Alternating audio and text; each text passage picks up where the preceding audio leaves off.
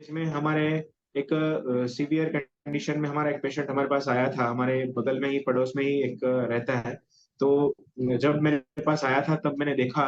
तो क्या करते हैं हम, सबके सबको रिपोर्ट शेयर करने के लिए, या तो पेशेंट को खुद को ऐसा एक्सपीरियंस हो बेनिफिट का, वो दिखाने के लिए हम पहले रिपोर्ट कराते हैं। उसको मैंने बोला कि पहले आप जाके हीमोग्लोबिन का रिपोर्ट करा के आओ, उसके बाद हम मेडिकेशन शुरू करते हैं। क्योंकि पेशेंट को देखा तभी से मुझे पता चल गया था कि इसमें खून है ही नहीं। बिल्कुल फीका फीका और येलोइश उसका बॉडी दिख रहा था, और थकान भी उतनी हो रही थी। तो थोड़ा सा भी हार्ड वर्क करे तो उसको 15-20 मिनट का रेस्ट लेना पड़ रहा था। ऐसा 20 साल की एज थी, मगर देखने में लगता है सिर्फ 10 साल का ही है। बहुत सारे हमारे फिजिकल हेल्थ सेमिनार में ये पेशेंट आ चुका है, काफी सारे लोगों को पता भी होगा।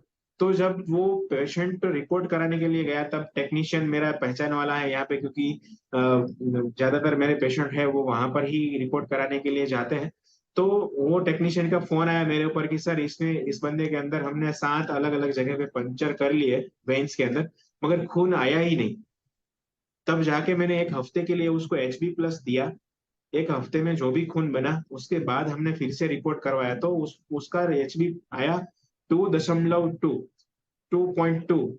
मतलब कि वो पिछले एक हफ्ते में जो भी खून बना होगा वो हमारी HB+ से ही बना। अगर HB+ नहीं दिया होता तो उसके पहले का उसका कितना खून होता, वो आज भी मिस्ट्री ही है।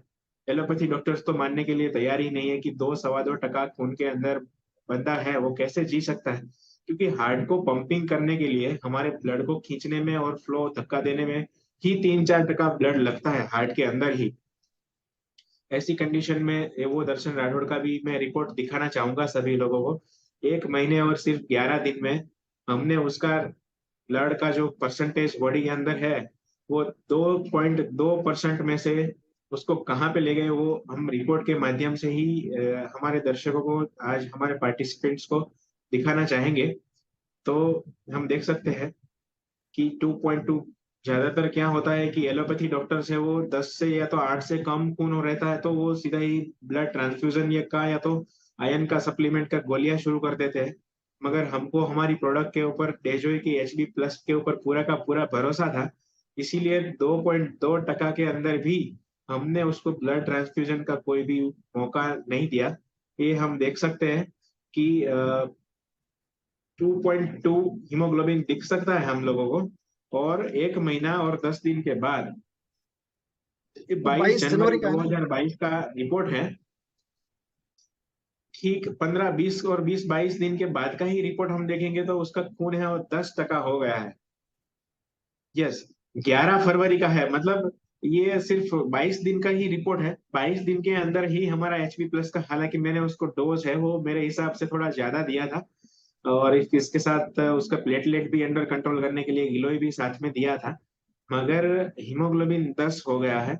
तो क्या होता है कि हम जब एलोपैथी सप्लीमेंट्स है या तो ब्लड चढ़ा के जब हम ब्लड ट्रांसफ्यूजन करके ब्लड की परसेंटेज बढ़ाते हैं, तो वो क्या होता है कि हमारा बॉडी इंपोर्ट करता है हीमोग्लोबिन को। तो वो हमारी बॉडी ने खुद नहीं बनाया है। ये जो HB+ देने के बाद हमने जो ये रिपोर्ट लिया है, वो बॉडी ने खुद ब्लड बनाया है।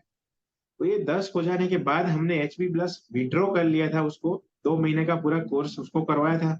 उसके बाद हमने हीमोग्लोबिन उसका, HB+ का जो सप्लीमेंट है वो विड्रॉ कर लिया था, नहीं दिया था। तो HB+ विड्रॉ करने के बाद हमने फिर से रिपोर्ट करवाया 2 महीने के बाद।